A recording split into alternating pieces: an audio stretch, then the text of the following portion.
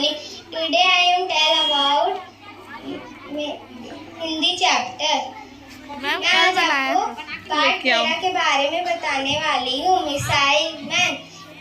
अबुल बाकिर जलालुद्दीन का जन्म 15 अगस्त 1931 में हुआ था।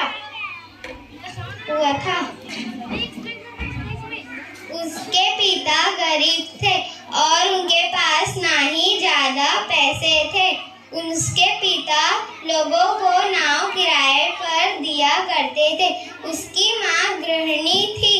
उसकी माँ बचपन से ही लोगों के घर में काम करती थी और जब स्कूल से आने के बाद पेपर देने घर घर जाया करती थी। उसके परिवार में बहुत लोग रहते थे। अब्दुल के 5 भाई और 5 बहन थे। अब्दुल की दादी और उसकी माँ ही पूरा घर संभालते थे। अब्दुल और कमला 4 बजे उठकर स्नान करने के बाद अपने अध्यापिका के घर ट्यूशन पढ़ने जाते थे। जब वे घर आते थे तब अपने अपने पिता के साथ वे सब नमाज पढ़ते थे। फिर नमाज पढ़ने के बाद अब्दुल बस स्टेशन जाकर पेपर इकट्ठा करने के बाद ट्रेन स्टेशन पर दिया करते थे। रोज वे उठकर 3 किलोमीटर जाया करते थे। एक दिन वे अपने भाई बहन के साथ जब खाना खा रहे थे तभी उनके एक भाई ने बाजू पर ले जाके बोला कि माँ हमें पूरा रोटी दे देती और अपने लिए कुछ नहीं बचाती है। फिर अब्दुल अपनी माँ के गले लग गया था। फिर उसके अध्यापिका टीचर ने उसके कुछ पक्षियों के बारे में बताया।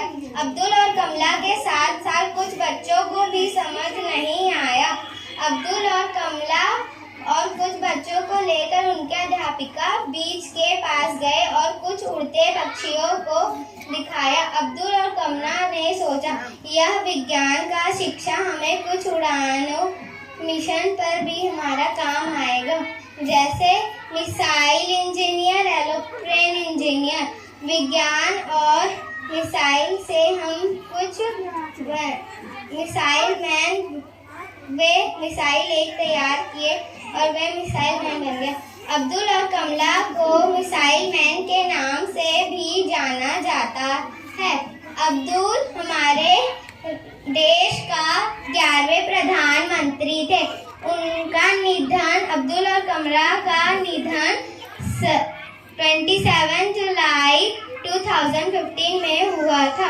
अब्दुल और कमला को बहुत सारे पुरस्कार भी मिले थे, जैसे राष्ट्रीय पुरस्कार।